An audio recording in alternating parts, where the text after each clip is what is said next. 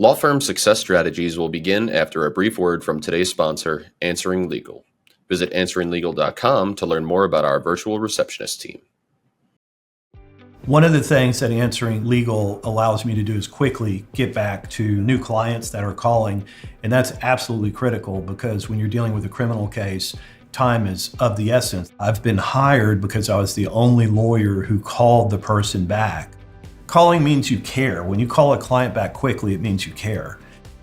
Answering Legal has really allowed me to excel and have personal time with my family and a great quality of life.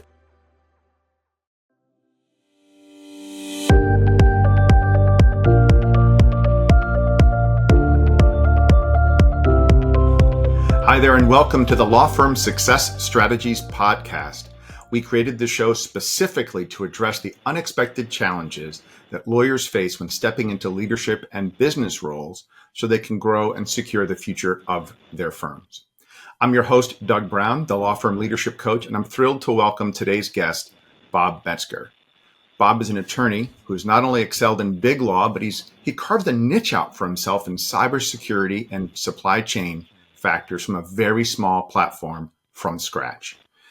Bob is known for his ability to help boutique firms achieve international recognition without massive marketing budgets. He's been recognized by numerous legal directories and platforms for his expertise and influence, and he's got a wealth of knowledge on building reputation and influence through strategic thought leadership and digital platforms. I am thrilled to welcome Bob to the program and hear what he's got to say to help everybody today. Bob, welcome. Thank you, Doug. I want to express my appreciation first for being here and second for your podcast. As I've mentioned, I've listened to several of your episodes, one of them several times, and I found them very helpful. And they underscore a kind of central point that I might try to raise later, which is you need to listen. You need to listen to people who have different perspectives and ideas than you do and who have developed expertise that is relevant to what you might achieve, but which you don't have. And that's why I found your podcast valuable, and I'm especially grateful to be able to participate. Well, thank you, and I'm excited for the conversation because you've done in your practice what many lawyers aspire to do, is to have a very specific and powerful niche and be able to grow it organically and get lots of name recognition without spending a ton of money. So. With spending very, very little money. Very little money. That's even better.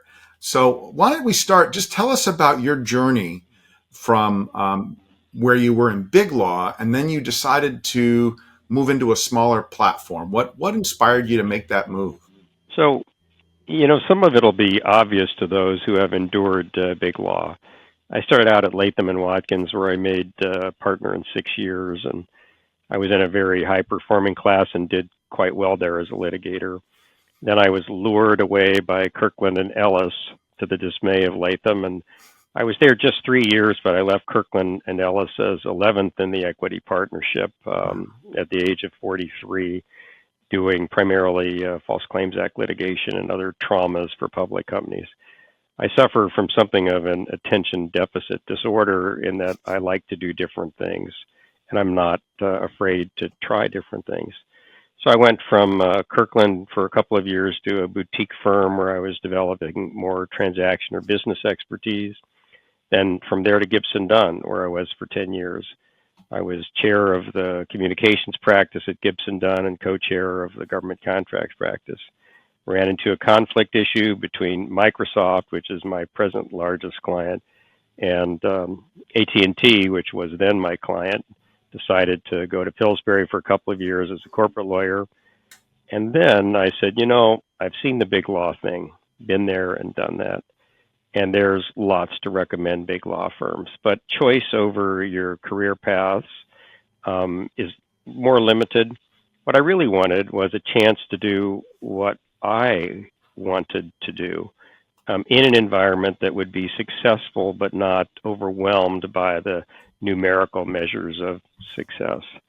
I didn't want to be managed in the same way that happens at big law. I didn't want to fight the conflict systems, and I didn't want to deal with internal dissension, rivalries, or even conspiracies.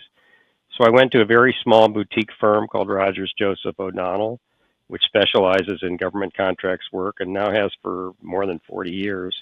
And I said, why don't we open an office in Washington? Because that's where the federal government is. I was living in LA at the time. They said yes about 11 years ago. And when I came here, Doug, I thought, well, let's see if we can develop a really high quality practice that attracts, leading international clients for matters of major significance. Let's see whether, as a boutique, we can compete against the vastly larger big law firms. And I won't say that it's been a perfect record of accomplishment. It hasn't. But we've done pretty well. And in addition to the accolades that I've received, I do in fact represent and advise a fairly lengthy list of major U.S. and international companies on a wide variety of strategy, compliance, and sometimes litigation problems. When you moved from the big firm into the smaller firm, did you have to start from scratch on your clients? Did you have some people that came with you? Well, it's How an did that interesting happen? question. I had no one come with me. But, if you've done a really good job with major clients, they know you. Mm-hmm. They appreciate your expertise. And it isn't just the expertise that you know. You need to demonstrate care for the well-being and success of the individual lawyers you report to at clients, Right. as well as a commitment to the client as an enterprise. And so if you have those core values and you make a change from big to very, very small, your reputation really won't suffer. They may be inclined to give you opportunities. You will then need to prove that you are up to the task with fewer and different resources. And that takes time. At a big firm, at Kirkland, for example, I could draw on any number of people for large litigation matters. At Gibson Dunn, there was a huge range of people I could draw on for any number of skills and did. But here at Rogers Joseph O'Donnell, the bench is smaller and it's more difficult to attract major matters, but I have. I was counsel of record for Microsoft in a $10 billion bid protest involving a Department of Defense cloud award at the Court of Federal Claims, which is a federal court unit. Latham and Watkins was my co-counsel. Opposition counsel was, it was Morrison and Forster and Gibson Dunn. Mm-hmm. So I had some of my past, either as co-counsel or as opposition counsel. We had 11, 12, or 13 of our roughly 40 lawyers working on that case at one time or another over several years. And we reported directly to the chief litigation counsel of Microsoft, who's now the general counsel, John Palmer. And we did it once. And then they had another $10 billion contract award disagreement with the National Security Agency. And I was hired to lead that. In that one, Arnold and Porter was the co-counsel. You can do it. It's harder when you don't have the big bench and the platform. There may be some engagements where you can participate with co-counsel, but not do the whole thing yourself. And you have to know kind of what you can do and what you can't. Yeah. And you have to define a value proposition that reflects the areas of distinct competence that you possess. But so much of this, Doug, as I know you appreciate, really depends upon trust. And trust is something that you earn with individuals at clients and with organizations over a period of years. It's a long journey, but it can be very fulfilling. I will tell you, it is extremely fulfilling to be at a tiny firm of roughly 40 lawyers where, I'm co-counsel with one of my earlier big law attachments, opposition counsel several times to Gibson Dunn, and where, as it happens, I'm an expert witness for Kirkland and Ellis in a very significant and substantial matter, which I cannot discuss at all. These are good things. It's rewarding. And how many people oversee me? Not too many. How many reports do I have to fill? Not so many. Do I get a big volume of data showing me one statistic or another to make me insecure? I don't. I manage my life and my practice, and Well, I that's love that. It's great. In my work with law firm leaders, that's what they aspire to be satisfied and fulfilled in their practice. One of the things that we talked about is how you had some strategies when you went to this firm to try to build your individual name recognition on a national and international level without having a big firm's PR department behind you. So if somebody if one of our listeners were saying, I have this expertise in this area, how do would Bob tell me about what strategies I should use to start getting that reputation out there into the world? So when I came to RJO, it had essentially no marketing department, and it still doesn't. We've had a useful marketing consultant for about a year, but almost all of what I've done has not involved any outside or inside marketing organization. I did it myself. Now, how do you do that? Well, you want to start with what you know and what you like. Because if you try to make yourself into an expert or promote yourself as a knowledge resource in areas that you don't like or that are outside your competency or where you really don't know anything, you're not likely to succeed. You can produce the image of knowledge, but that image usually gets punctured when you're involved in a real engagement or competing against other firms. Yeah, sure does. So what I did was to say, okay, I'm at a government contracts firm. A lot of people know me from the work I've done in that area. Let's pick a couple of areas that have interested me, state and local side, on IT contracts, federal side, bid protest and some compliance aspects, and then international, something called offsets. These are things where people know me and I know something. Let's try 3 different strands and see how well they work after a year or two. And what I found is that the international side took too much time and wasn't likely to produce real value.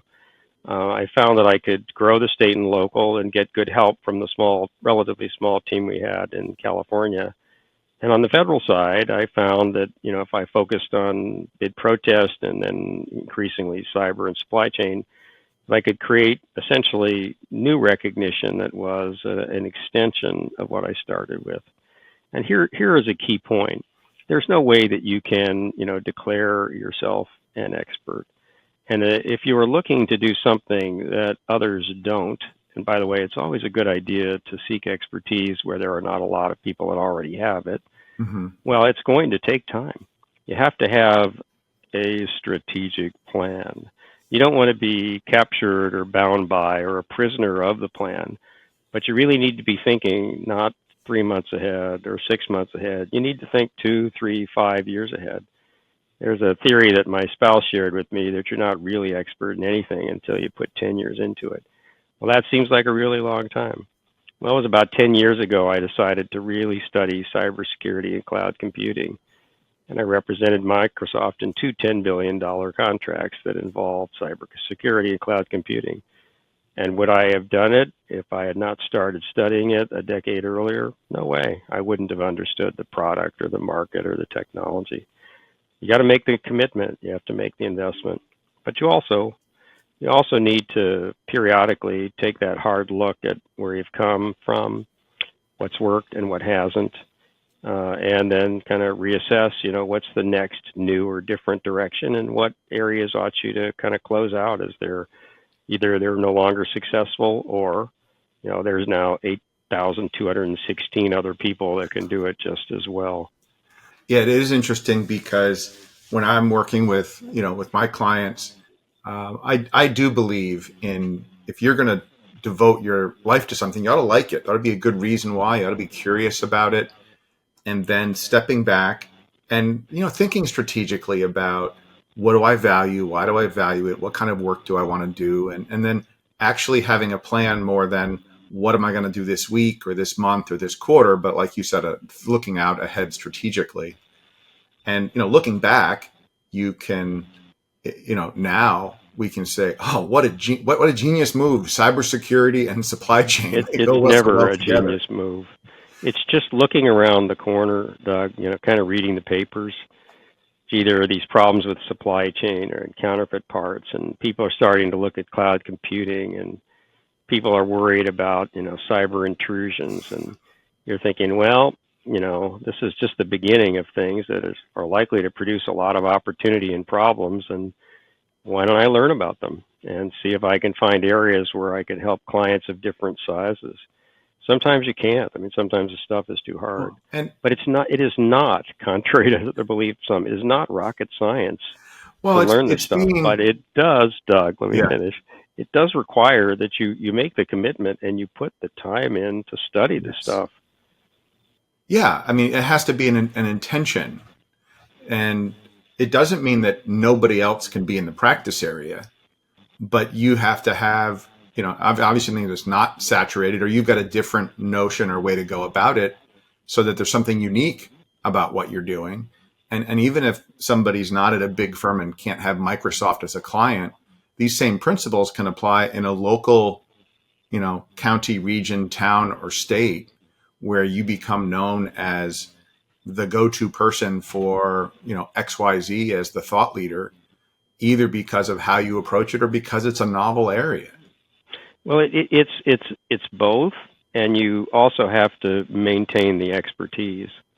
You can reach a point of, say, singularity or distinction in knowing an area, but most of the subject areas where law is evolving are changing very rapidly. And some of them now are AI infused and likely to change extremely rapidly and unpredictably. You have to welcome change. You have to want to be a part of it. I mean, I'm over 70, and although there are times I wish things weren't changing so quickly, I've tried to make it, a career preoccupation to look for novelty in areas of law, to look for changes in commerce and the drivers of law regulation and policy, and to try to get myself educated to be at the center of them. And here's another thought. If you earn a reputation in 1, 2, or 3 practice areas, and you start to get hired by the bigger companies, or people follow your work on LinkedIn or elsewhere, well, if you then decide I'm going to start to do some work in AI, even if you've never done any, the fact that you have that reputation already means that if you're discriminating in the new stuff you put out in the new area, and you take small steps to get there, you're likely to get, the benefit of the doubt as you build up this new area of expertise. What I see too often, and what doesn't work, is for people to seize a novel area and then to put out what I would call a client alert or a LinkedIn message, which is a lot of noise but little signal. Meaning, look at this thing that's happened, and you ought to call us to help you understand this. And what discriminates, I hope, me from some others is that I'm very unlikely, not never, I'm very unlikely to just put out something that says, first, look at this new development, and second, look to me. I hope to put out things that say, there's a new development, you should be aware of it, and here is some analysis that I can offer to help you now. Don't promise or what you don't have. Don't pretend to be more than you are. If you want credit for expertise, show it. Pretty much all the time, every post, every client. Yeah, that's an excellent point, because if you do that well, you don't need to encourage people to call you. They will call you when they're ready because they see you're the expert. And sometimes I think paradoxically, the ask, the call me, I think it diminishes. Well, I think. What do you think? Do you think it diminishes your credibility? Several years ago, I would periodically put out something saying, as so many do, I'm great, call me. Mm-hmm. But now that I've gotten more recognition from some of these international sources and a pretty hefty, pretty weighty client list, I don't ever ask. I may say that I have a great team and that the team can help you. I do that maybe once a quarter. But all the rest of the time, I just put out the analysis, and people do call me. I'd say in the area of cyber supply chain security, 2-3 times a month, I'm getting a call from some client, often a fairly large one, some company, a large one, even that I've never worked for and really don't know anybody, but who's read the stuff that I do and have said, well, I guess you're the expert in this stuff. Why don't we talk?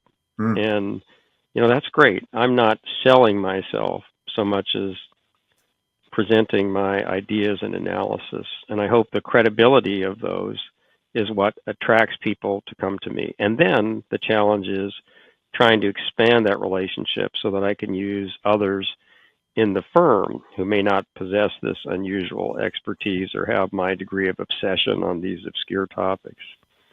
Yeah, I love this because, I know I want to talk about LinkedIn. You use LinkedIn as a significant tool for your growth. I see LinkedIn has changed dramatically. We're recording this in June of 2024, and even in the last 6 months or less, um, it's felt like to me LinkedIn has become a lot of spammy people asking for business rather than just doing what you're saying is sharing their expertise, and I think that I think that hurts the platform. But I'd love to get your insights on, how you see using a platform like LinkedIn to raise your credibility. Do you have things that you think have worked really well, or things that maybe you've tried and haven't worked out well with LinkedIn? So, LinkedIn has been indispensable to my business development progress and growth and recognition and reputation. It really has. But it took 7 or 8 years, maybe longer. Like everyone, I started with no followers and few connections on LinkedIn. And I built them very gradually. For the first few years, I was always asking people to connect. Now I'm more interested in how many people are choosing to follow me, and I'm not really worried too often about asking for connections. I do that only if I really know the person or am working with them. What I chose, originally I engaged in some of the, sins of expression that all too many do. I know about this new thing. Call me if you need help. But I realized that that just wasn't going to work. It doesn't distinguish you from others. So I said, okay, let's pick a number of these focus areas that I do: cybersecurity, defense, industrial base security, supply chain security, critical infrastructure security, cloud computing. Let's pick those things, and let's just look for events or actions in law or regulation policy, and let's start to put in let's put in posts that are thoughtful. One of the good things about LinkedIn is that if you're careful, a reasonably good writer and concise, you can say a fair amount in a short expression. And what makes that so important, Doug, is that all of us are under siege with an excess of things to read, far, far greater than we have the time to read them. You've done a program about mindfulness and how hard it is to look at things without being distracted. Well, if you put up a 5-page white paper or 10 pages of PowerPoint on LinkedIn, you're going to run into that problem that the busy people you want to influence are not going to have the time to read that without distraction. Now, I do it still sometimes, but where I really grown my readership, if you will, is by the ability to say something in 500 words or 1,000 words. That's actually insightful and valuable.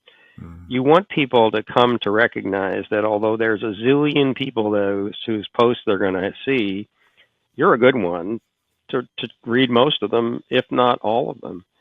And so, my posts have gone anywhere from, a few dozen reviews, not so often lately, to as many as 20,000, sometimes a little more.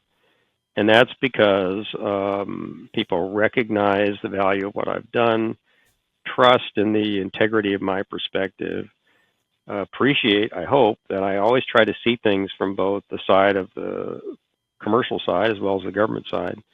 And I try to add value or benefit, even in the short posts. And yet, I also include things, where I'm speaking at this or speaking at that, come join me. I invite debate or disagreement. I participate actively if people challenge my work. And so LinkedIn's been great. I was named a top voice by LinkedIn a few months ago. I'm not exactly sure what that means, but I think it's something like 1% of 1%. You don't apply for it. You don't ask for it. They don't tell you why you get it. But I think it has something to do with the recognition of a sizable audience that you really are a trusted voice, whose insight can be depended upon for value. That's really, one of the things I'm getting, I love these conversations because I always like pick up at least a couple of nuggets. And the nugget here that I'm hearing is LinkedIn is a tool for the long game. that it takes persistent and consistent messaging. The old days in advertising, they would say your message doesn't get through unless the prospects heard it, 7 times and in a consistent way, because otherwise it doesn't break through the noise. It's probably way more than 7 now. So LinkedIn requires a strategic approach over the long game to add value. And if, in my experience, I think yours, what you just said is it's not a let's go out to LinkedIn, get a few leads and grow our practice. It's a much longer and then more rewarding, opportunity. Very, very rarely have I succeeded with direct asks for work on LinkedIn. Where I have succeeded is just that, the long game. And I wanted to mention in my notes before this interview that persistence is really important. Persistence, patience, and consistency. You don't have to be, iron bound to ideas you had before. Your thinking can evolve. But you want to present a perspective and a value that is continuing. And one of the things I try to do is to take my core areas and reinforce those by, regular postings. But I also try to extend beyond them. In the last few months, I've started to post stuff about AI. I've started to post stuff about incident reports. I've posted something on new privacy legislation. I figure that I've got this core group that's likely to give me a look. And if I'm careful and I write something that's short but insightful, they're going to associate me with a broader area of expertise after they read it than they did before. And that's good. Does that produce instant client results? No. But I think it contributes to longer term opportunities for more clients, which is always good, and different kinds of work, which is also always good. Yes. Yeah.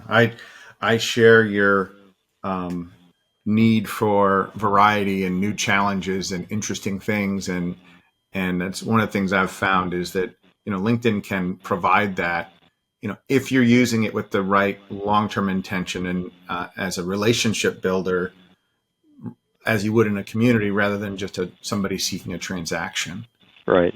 One of the challenges I think people have with LinkedIn and other social media platforms is, trying to gamify how many views and how many engagements. Besides what you've already described, do you have any tips on how to really engage with people on these digital platforms without selling? Well, that's a great question. So I'm in, I think, was it LinkedIn Pro? So I do get some metrics on who's looking at my posts, and I do look at that.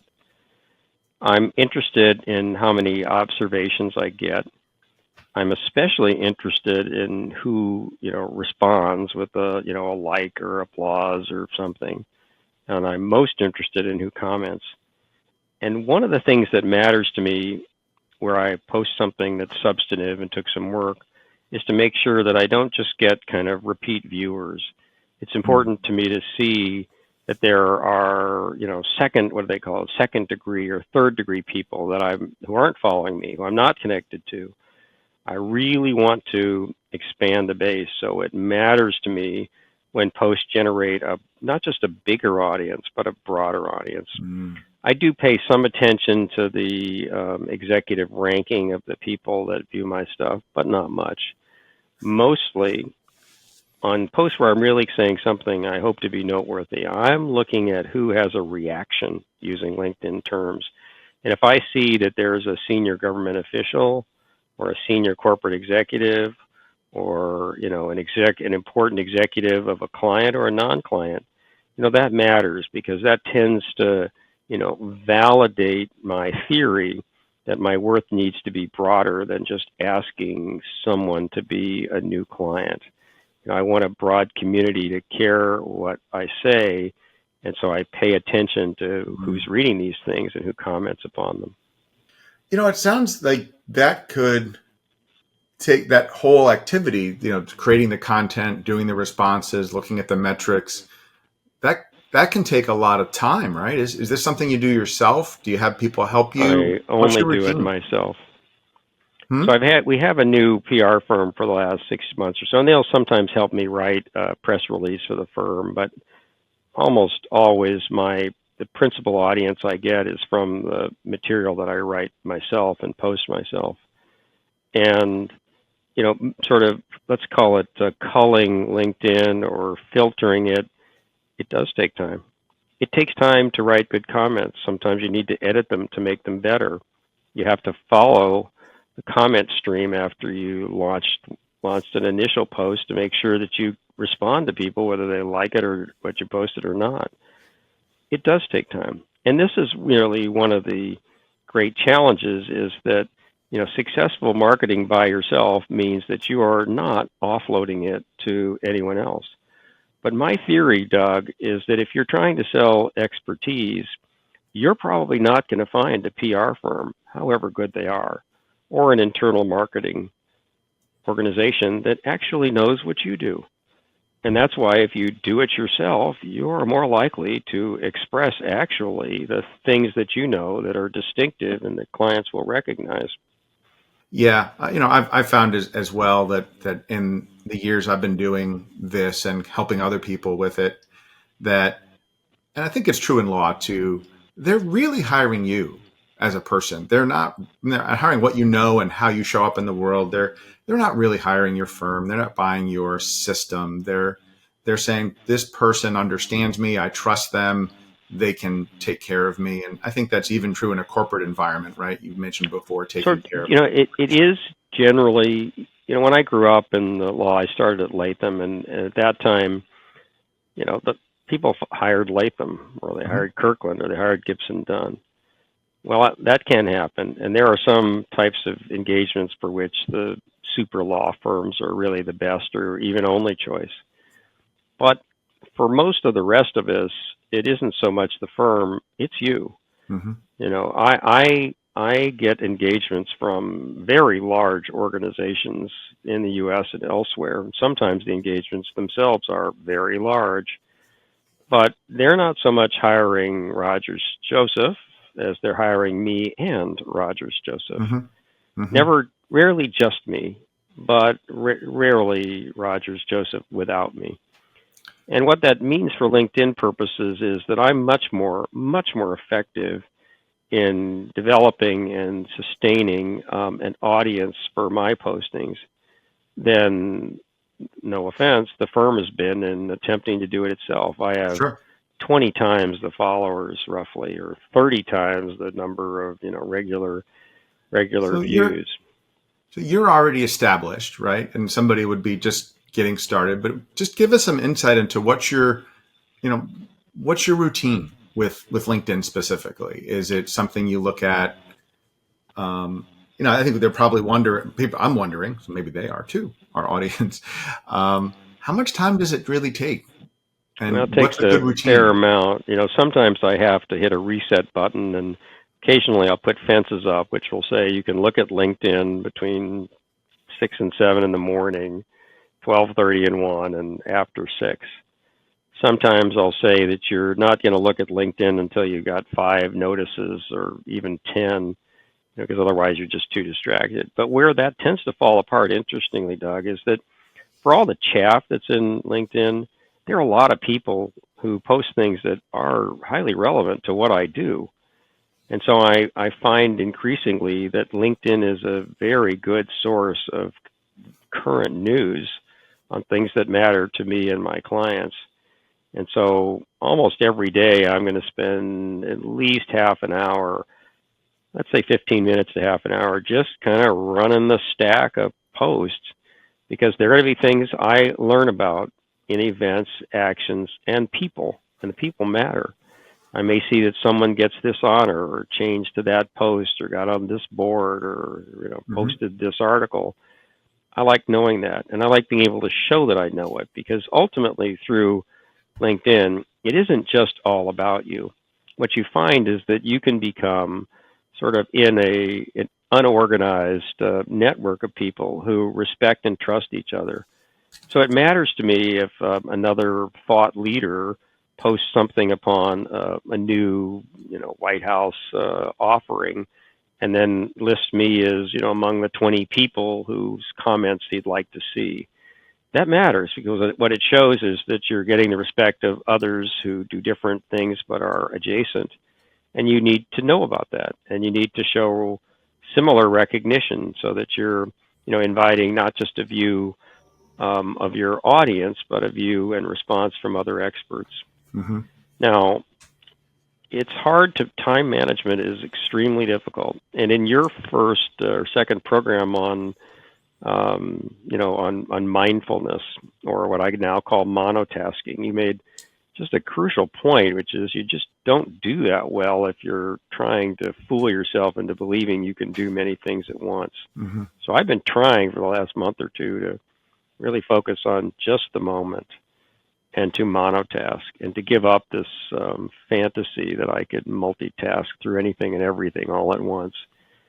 And that's hard because that means you're spending more time for each exposure, and that means you have less time for other exposures. And what that means is you'd better choose more carefully what you're reading and what you can't. Yeah, and I do think you made a great, I forgot what word you used, but putting up some boundaries and saying, I'm going to spend an hour on LinkedIn and this is going to be my routine to, check groups or look for posts, and then set a timer and say, okay, I'm going to be done with this now. I think the mindset is super important. It's like I've described LinkedIn as like a virtual networking event, or the rubber chicken dinner that you and the bad Chardonnay that you go to in the old days. And if you go there with your mind's eye inward, just trying to gather leads, you're not going to have any authentic conversations with people. You're much better off having a deeper conversation with a person or two, rather than running around the room handing out your business cards. And it sounds like that's the approach you're advocating for LinkedIn as well, to spend the time and be authentic and go deep, rather than just trying to hit as many people as possible. Well, I 2, 3, 4 years ago, when I was building expertise and recognition, even while I had these big Microsoft cases, I would occasionally send out messages to potential opportunities, targets, say, hey, I do great stuff and you need this stuff and you should call me. Those just really didn't work ever. So I don't do it anymore.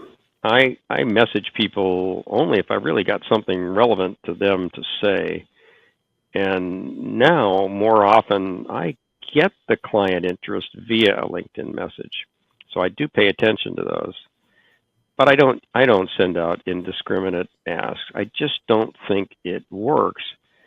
And I appreciate that we live in a time where patience seems swimming upstream, but it's a journey. I mean, I hate that term. Yeah, it's a long haul. You can't actually generate expertise in current issues, even the fast-moving ones like AI, without a substantial and continuing commitment and a willingness to rethink what you thought before, and again and again.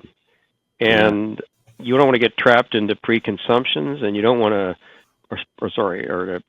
predilections or previous assumptions. And you don't also want to assume that the audience you had before will be there in the future. You got to kind of earn it every post. This takes time. And that means you don't have as much time for the almighty billable hour. But what you get from this approach of expertise nurturing and then sharing via LinkedIn is you're likely to get recognition and respect that matters, have some influence over what companies and maybe the government does. And you are going to get eventually people that want you to help them with these kind of problems. And that is extremely rewarding, even if it means that instead of working 2,000 hours, maybe you're working 1,200. You have to be able to afford it. But I much prefer getting to do really interesting things at, frankly, a very high hourly rate than having to chase a million uninteresting things at a lower hourly rate just to have a big stack of hours every month. And I love that, because it comes back to one of the things you said at the top of the show about picking an area you're interested in and you love and that you're willing to devote time to, not because it's a target of opportunity, but because you're really curious about it and you're willing to put the time in. So it has to be, one of the things I say when people are hiring, it has to be a hell yes or it's a no. Yeah. And when you're picking your area, it's got to be more than, yeah, I could do that. It's got to be, I'm really interested in that, and I'm willing to invest the time and energy and consistency to that area. Look, when I was at Kirkland and I did well there in the just 3 years I was there, I found it a wonderful practice, but wasn't suited for me personally. As I said, I left 11th in the equity partnership, so it worked out pretty well. Basically our attitude was, we're Kirkland, we can do anything. Mm-hmm. And really, that's probably more true now than it was then. Or at Gibson Dunn, you got a problem, whatever it is, we could do this. Yeah. Well, you can't do that if you're at a small firm. Mm-hmm. In my Washington office, what do we have, 6 or 7 people? Doesn't work that way. No. You have to have the expertise. You require the relationship with the client. You must be trusted. And those are things that cannot be achieved by declaration. You can't just declare yourself great. You got to show it, and you got to earn it, and you got to keep it.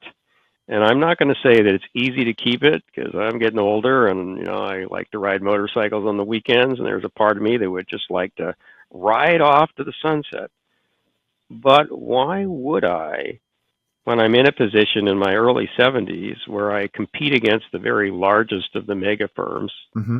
sometimes successfully, where I have an A-list client roster by anybody's standards, and where I've got that, tier 1 ranking across pretty much the landscape of evaluating authorities. Right. So, this is what makes it worth doing, even after doing it for, in my case, 4 decades. I still enjoy it a lot. Awesome. And I'm making a contribution. And that's a big part of it too, is you've got a community now, you're making a contribution. One of the things that, you're in this kind of cutting edge of cybersecurity and supply chain, so important every day. What are some emerging trends or technologies that, if you were to take your crystal ball and look out 5 years, might be some areas worth considering as a place to develop expertise? I hate to sound like every venture capital firm that's in the San Francisco area, but you got to start with AI. It is not 5 years. It's closer to 5 days, and then it will reinvent itself and be different 30 days later, and then shift to some other plane 12 days after that. There are very few areas of law or commerce that aren't going to be affected by AI. I don't think it's going to be as momentous in every area as some speculate. I do think there will be investments and ventures that fail in large numbers. But I've already started to use a variety of AI tools as accelerants in my practice. I don't trust them as far as I could throw them, but since they're ephemeral and delivered by electrons, you can't really throw them very far anyway. But I really, I do use them. I use 2 or 3 of them every day. And I knew nothing about them 6 or 9 months ago. I use them essentially to sort of give me a much faster look into the problem. And then I need to actually do the research myself to make sure that I find the many things they always get wrong. But to go back to your question, is that whatever area of commerce, regulation, or industry that interests you, electric power, agriculture, military defense, aviation maintenance, telecommunications, hospitals, healthcare, billing, whatever area there is, AI is going to change it. And what we're going to find is that the methods used to contract and the terms and conditions of contracts, they weren't written expecting this. It's different now. And so there's a lot of stuff that needs to be debated, discussed, considered, and invented, and a lot of terms and conditions that need to be changed. And we're going to see that many of the processes that are involved in the practice of law can be substantially enhanced and will be substantially changed by the insertion of AI into the process as an accelerant. Does this mean that lawyers are rendered obsolete? It could happen to some, but I think the smart move is to be one of those who embraces AI to do your work faster. And one of the fascinating questions for me is I already have, frankly, a 4-digit hourly rate, which for a very small firm is a lot. And it's hard. I think for the Midwest, I, of course, conclude that no one is worth this much money. It's impossible. But the clients will pay it, and they don't seem to object. So one of the things you ask yourself, okay, well, without AI, this task might have taken me 8 hours, and with it, it takes me 6 or 5. And what I've decided to do, which I think is the only right course, is you basically use the tool and bill the time as it is.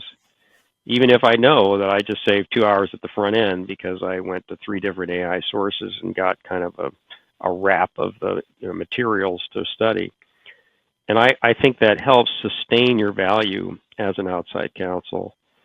And, so many lawyers are cautious and conservative, and they like to get in their column of practice and rise to the top of it and swim around at the lake on the top. Those columns can disappear if law or regulation changes, or the way you swim can change if the way the practice is accomplished changes. You got to be agile. You got to embrace the change and not deny it. That's probably another topic for a good topic for a show, is just the lawyers, our natural resistance to change. I mean, our whole industry is based on precedent, and we're in unprecedented times. And I agree that AI is going to change everything. It's not a monster. It's an accelerant. You have to know how to use it. I've made the analogy to a really smart first-year associate. It's going to give you a start, but you've got to give it guidance and pay attention to its work. Don't trust anything that associate recommends. You got to have enough expertise to say, well, wait a minute, this doesn't make any sense, but it's much better than a blank sheet of paper. And I believe that lawyers' value is going to is already moving from, we're the hoarders and protectors of the information and you can't get it without us, to we're the ones that are going to help you sort out which information is relevant, which is not, and put it into action, where our value shifts from our hours to what our abilities are. I completely agree with that. And in order to remain valuable, as more organizations have more capable inside counsel, you need to know things they don't, or do things faster than they can, or both. Yeah. And so you want to be both expert and productive, and you also need to be responsive, because the underlying client service proposition that has been behind the private practice of law for hundreds of years, namely that we are service providers and we act in the best interest of the client, that remains the case. This is about us, of course, and we want our own careers to be prosperous and rewarding, but it's really more about them. Mm-hmm. What is it that we can do for the client that justifies our expense and our rate and the time? And how can we improve ourselves in what we know or how we do it to maintain that value proposition? Love it. Love it. I've so appreciated having this time with you. Do you have any parting words you'd like to share? Yes, I do. I find it odd that as an older person, I so often encounter younger lawyers who just don't want to do it. I mean, they should be more receptive to change, but too often I find people that sort of want to get in those trenches and march along in a big firm, a medium or small firm, and then sort of let fate take them wherever it may. I believe that a rewarding practice of law is a do-it-for-yourself proposition. I also believe that you need to, and probably have the ability to, move both laterally from one column of interest to another, and diagonally where you combine things. You have to not just embrace the change, but be willing to take the risks that such change always involves. And that means that you may make decisions on things to try that don't work. Well, there's always good lessons to learn from what didn't work. And I see the law as remaining a vibrant area of practice and opportunity for people from any school. with any background. But you need to be adaptive and resilient, and you got to plan ahead, and you must put the time in to develop expertise. Don't feign it, have it. That's great. Love that. Love that. Bob, if our audience wanted to follow you on LinkedIn or get in touch and watch what you're doing, how would they do that? So it's easy. I'm Robert S. Metzger on LinkedIn. I certainly respond to messages that are sent to me on LinkedIn. My email is rsm@rjo.com. LinkedIn's probably a better vehicle for most people to see what I'm doing. I do appreciate the opportunity to join your show, and I am hopeful that what I've said and what we've discussed is of value to your audience. I'm sure it is. I so appreciate you. I'd like to thank our sponsor, Answering Legal, and you can see other episodes of the Law Firm Success Strategy podcast on your favorite channel. And if you have ideas or questions for future episodes, or you've got something you'd like to share, go ahead and reach out to me. And that's going to wrap it for today. Thanks again for watching. Bye for now.